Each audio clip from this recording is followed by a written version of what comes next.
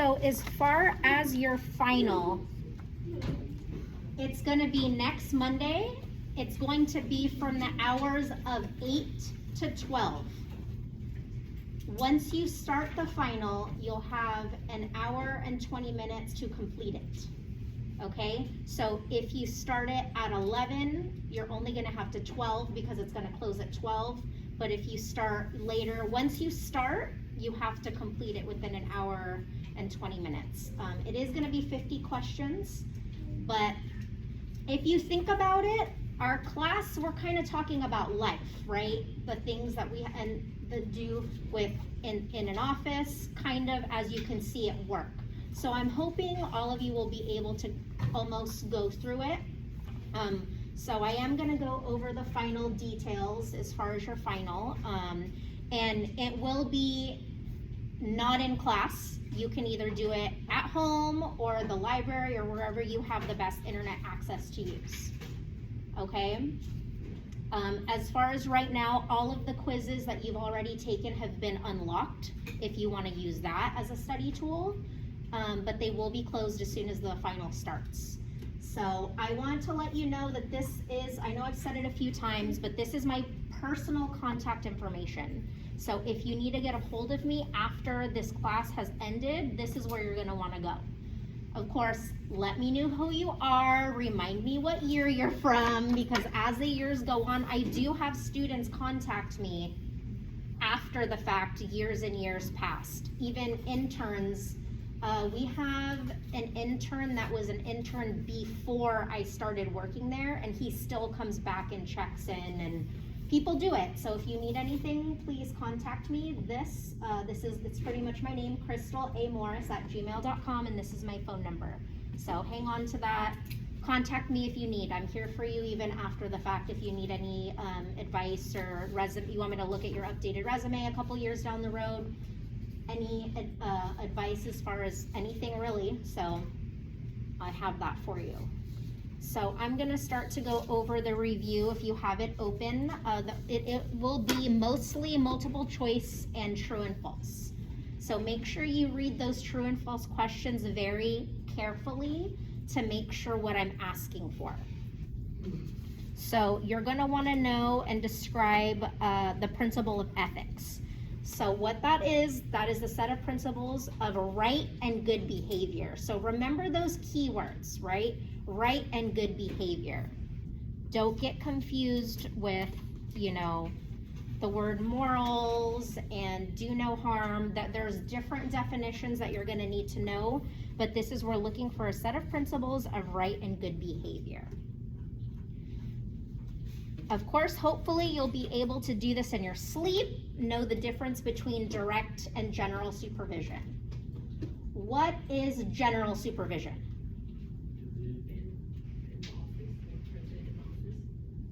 No, that's direct. General is, you don't need direct supervision, you don't be supervised directly. You can still. So they don't have to be in the operatory, right? Yeah. So direct supervision is they have to be present in the treatment area. Mm-hmm. So I think everybody knows pretty much, we've told you in all the classes, right? So you know the difference between those two. You will be asked some questions on, is this direct or not? All of those definitions, you're going to want to know what they mean. Veracity, beneficence, abandonment, malpractice, and non-maleficence. So those are all, terms that you're going to want to know. So of course, veracity is going to be telling the truth and being honest. So don't let them trip you up and confuse between them, okay? Non-maleficence, that's where we're talking about doing no harm. Non, right? No. Non and no, kind of put those two together. I like to associate words with other words. Malpractice, improper or negligent treatment to patients. That's a little self-explanatory, right? We've all heard a little bit about malpractice. We definitely don't want to do that. So, and then I think something that a lot of people don't connect with a lot is abandonment. So this is when you are stopping treatment for no reason without letting the patient know. You cannot abandon your patient. You can't diagnose treatment and then not have any intentions to go through with it regardless of, like we talked about that before. If somebody is in the middle of treatment, but they haven't paid, that's can't be a reason not to continue it, unfortunately. So you don't wanna abandon anybody in the middle of treatment for, without notifying them or for no reason. So we wanna know what a licensee is, right? It's the person that holds the license and performs functions.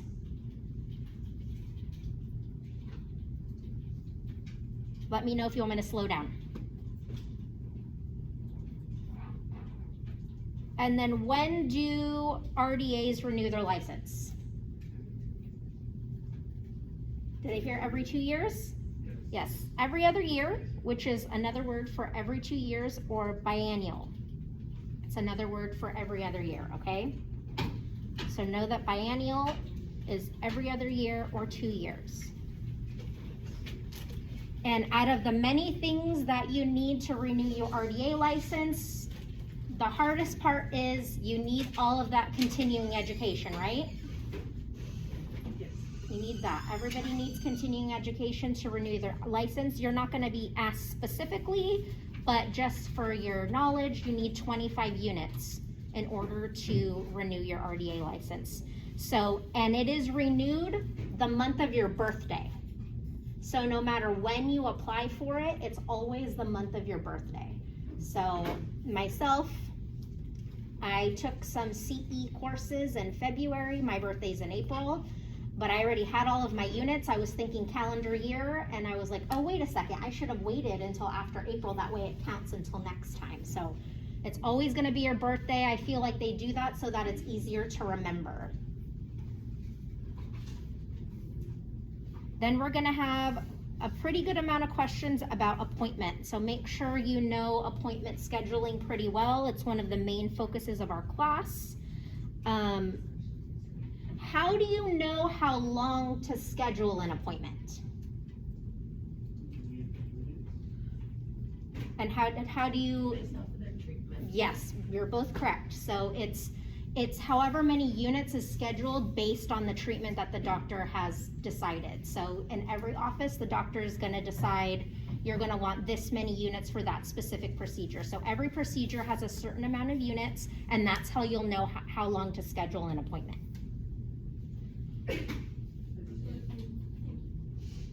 So when a patient goes to schedule an appointment, when is best to enter their appointment into the appointment book? As soon as possible. Exactly, as soon as possible. You do not want them to leave until that's in there. And why do we do that? Why don't we wait until? So that you make sure that they know. Well, you want to make sure it makes it in the book, right? So as soon as you schedule the patient's appointment, you want to make sure that you don't let them leave without putting it in, because then you don't want the phone to ring or get distracted and then forget to write it in there. That's really, really, really important. So we're scheduling appointments. We know how much time we need to put it in. How do we show, if we're writing it in the appointment book, right? We hand did the writing ones. How do we show the length of time when we're writing it in the book? With the arrow, exactly. So see, we know answers, right? Yes. You can never forget writing all those arrows in the book, right? So you're gonna wanna know what a buffer appointment is. What do we use buffer appointments for? Emergencies. So this is only about a 5 to 10 minute appointment. It's very, very short, and the best time is before and after lunch. Why is the appointment so short, and why do we do it before and after lunch? If you don't remember, that's okay. That's what I'm here for. Because if you don't end up needing, if there's no emergencies for that day, you don't want to block a big chunk of time in your schedule or in the middle of the day, right? So they're just short appointments and before and after lunch. That way it doesn't mess up the rest of the day, or you just save 1 hour, 2 hour slot for no reason. You want to make sure that the schedule is full. One thing to know about the appointment book, it should be legible, right? Everybody has to be able to read it. It should be complete. You wanna make sure we know who's coming in, what treatment they're gonna be getting done, how long it's gonna be. Most importantly, it's going to be in pencil. Why don't we use pen in the appointment book? Yes, there's constant changes, so remember that. We're gonna ask you a few questions about what we do in pen, what we do in pencil. I know I keep looking at you directly, but you're just right there. So we write it, appointment book is one of the few things we write in pencil because that is something that we should be able to change. Why does it say on the standard patient chart should be written in? I'll get there. Yeah.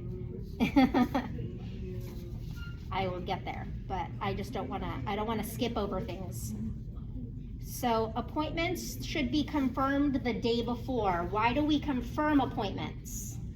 To make sure we'll have availability. We don't want them to forget. Yeah. Because if they forget, then you're right, then they don't show up and you have an empty spot in your schedule. You wanna make sure to keep the schedule full, remind people of their appointments, that way you don't have an empty schedule. So that is correct, but that's how you get there, right? So a patient, moving down to patient charts. Am I moving too quickly?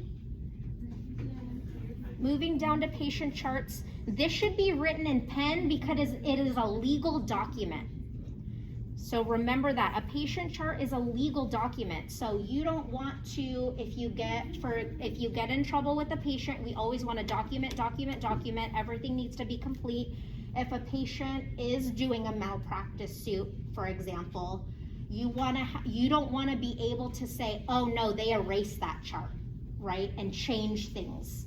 So it has to be written in pen. Now, if you were to make a mistake, should you use whiteout? Never use whiteout on anything, okay? So if you make a mistake, I'm gonna write it down. I misspelled Carrie's. I'm just gonna make this up, okay? I misspelled Carrie's. You're gonna strike through and rewrite, because you want somebody to say, well, what was that word there you have it where you don't want to appear as if you're hiding something. Okay? You want to be as clear and concise as possible because it is a legal document.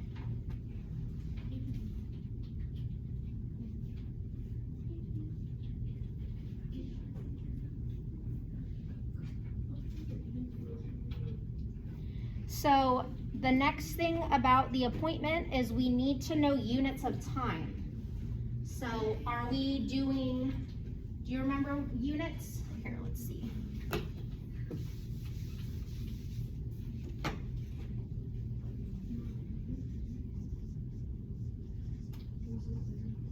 Are we running in 5 units, 10 units? I'll write this on the other side as well so you can see it.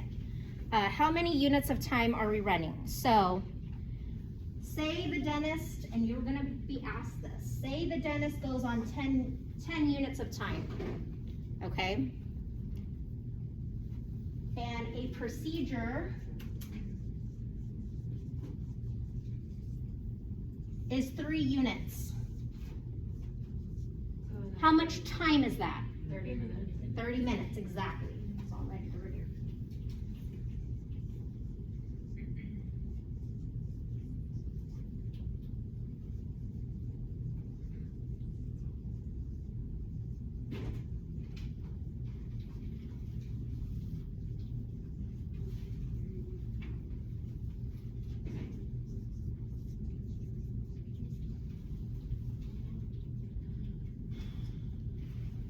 If a procedure,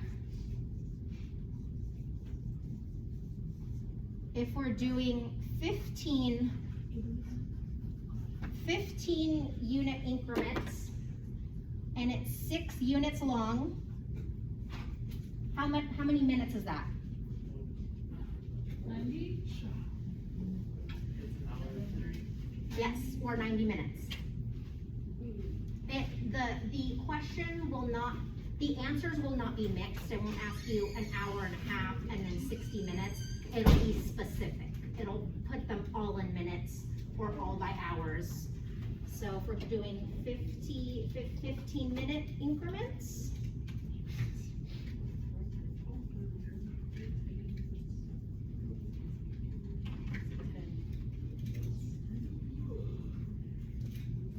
So know your units of time.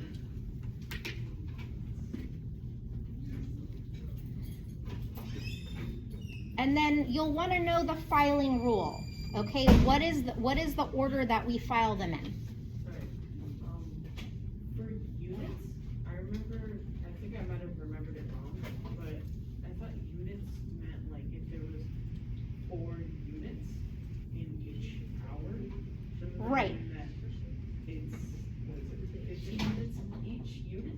It depends on what the practice runs on. It depends, each practice does it differently. So when you say 10 units, that's No, it's 10 minutes. So you will be told which one they're going to run in, how many minutes, Okay. and then say, so we're gonna do 10 minutes, right, this one. And on a 10-minute schedule, how long is 3 units? It's 30 minutes. Okay, so that, I got confused. It'll be I specific. got really confused. It'll be specific, yeah, thank you for asking. I wanna make sure to be as clear as possible for everyone. So, we're gonna wanna know the filing rule, so this is different kinds of units. Is what goes first when we're filing something? The first thing is gonna go the surname or last name. Okay, that's gonna be first. So you will be given patient names and you will have to say which name goes first, which name goes second if you're filing it alphabetically properly. The second line goes the patient's first name or their first initial, not their middle initial. Remember when we were filing and it's their first name was J. Morgan? That's technically what they would like to write down as their first name. I do have patients that have initials as their first name, legally. So it happens. And then the next thing goes the middle name or middle initial. And then the very, very last thing goes their seniority. So don't get mixed up between junior and senior. That's gonna be the very last once you look at their name alphabetically, okay? So remember that. And then just know, yeah. Can you do an example? Yeah, let's see, so, let's have, I'm gonna use, I don't know why I'm thinking about the bank right now. Let's see, JP Morgan Senior, and then you're gonna have, this is their first name. I'm gonna use first names, that way it'll be easier.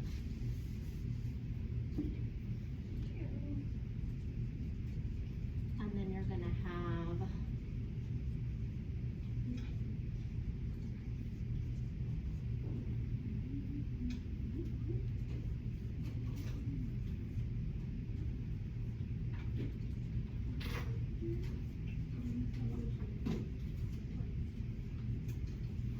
which name goes first? Can everybody see? John Mark.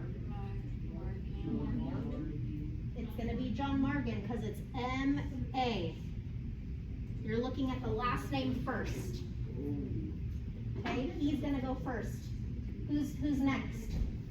Casey McDonald, that's MC. So you say there's a bunch of initials, a bunch of seniority, a bunch of different letters. Put all that aside and think, okay, what's first? The last name. Just don't look at anything else except for the last name. So you do that first. And then you look at the first name and then the seniority. So it's not gonna be super overly complicated and tricky. So you know how you said that in like your chart you're able to write like little notes? Let's say like you can write, you mentioned like, oh your niece is graduating, you can write that down. would it also be appropriate, like, the first time that you meet somebody with like a hard to pronounce last name, to like write down how you pronounce it? That's absolutely. So in the computer, we have a spot for preferred name. And I will either put the person's nickname if they go by a different name, or I will write it out phonetically. Because we have Andrea and Andrea, right? We have, what's another good example? George and Jorge. It's spelled the same, but how do they prefer it to be pronounced? I always want to do it the way that they would want. So absolutely, it's a very good idea to make sure. I don't like it when people mispronounce and spell my name all kinds of different ways. So it's not my favorite, so I try really hard to make sure that I get everybody's name down. Yes, absolutely. And then just generally know the different kinds of filing systems. So we have a few different ones. I believe it's written on your study guide, right? Geographic, cross-reference, subject, chronological, alphabetical. The most commonly used one is gonna be alphabetically, right? Because that's probably what we're gonna do in the office. With the cross-reference, you know, you have two lists that they're putting in there. We don't use that too often. Chronologically by date. It's something that we can look at. It's a function, but most importantly, we're mostly gonna look at things alphabetically. So remember that, that is the most popular.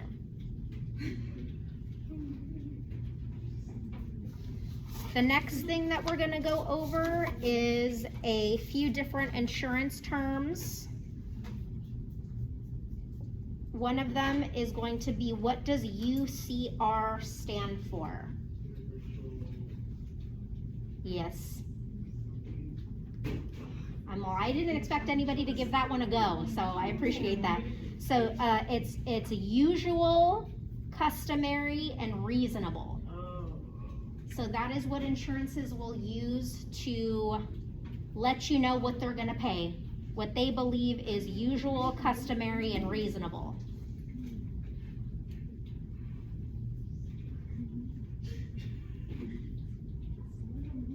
We also want to know what the birthday rule is. So what that means, if it's not coming screaming back to you right now, is that when a child has insurance through their mom and their dad, right? They have two insurances. There is a rule. You can't just randomly decide who you're gonna send it to.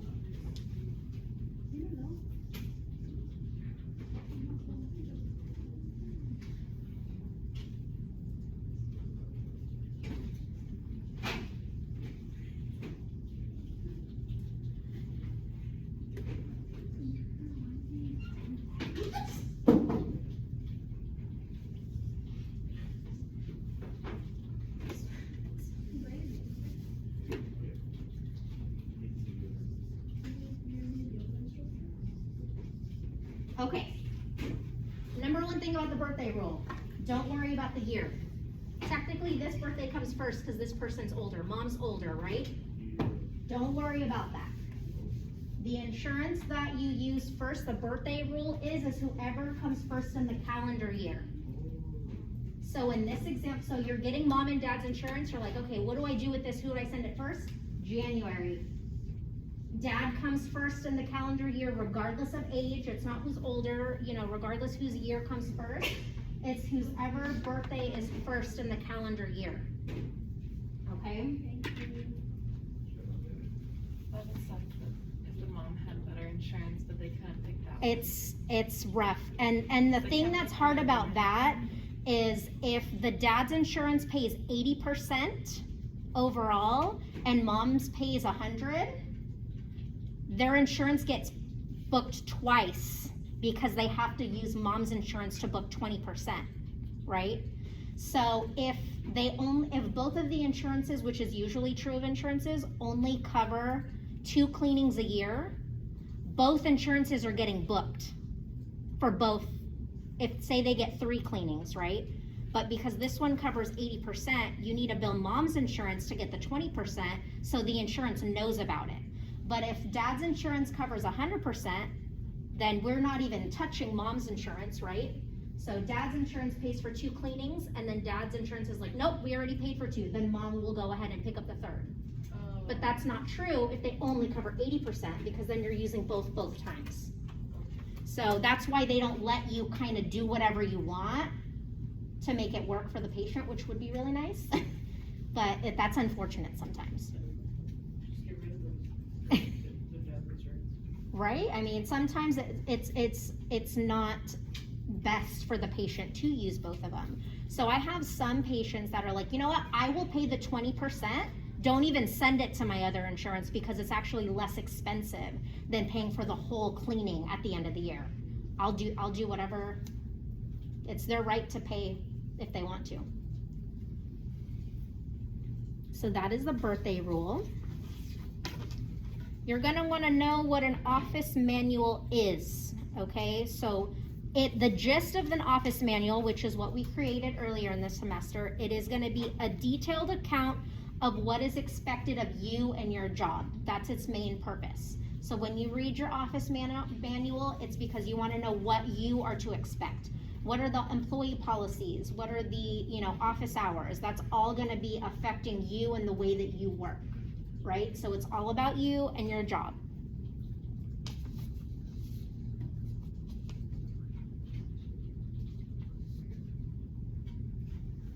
Write some notes here.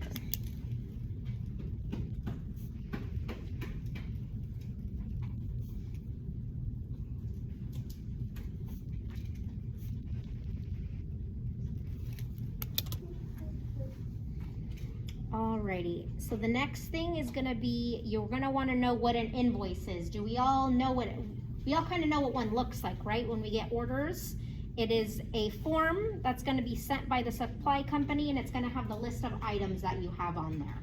So more specifically, that is an invoice. We get them in, right, our online orders that we do from home, and it's a sheet that's gonna be sent from them, and it's gonna have the items on there of what has been delivered, because you wanna make sure that everything that's on that list is in that box that you received.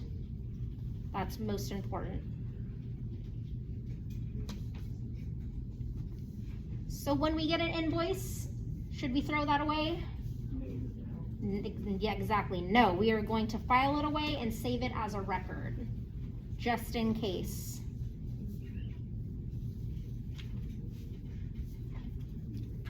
At your office, do you scan it? And No. keep it an online file, or do you keep We it have in hard physical? copies, but that's just the personal preference of the office. Some people probably do keep a digital file. But yeah, we keep all hard copies of everything. Moving forward, you're gonna wanna know the difference between net salary and gross salary. So gross salary, remember, is gonna be what you're gonna get paid before any deductions, taxes, anything like that is taken out. So you've worked 40 hours a week, you make $10, that is the gross salary, that math, right? The net salary is actually what you're taking home in your pay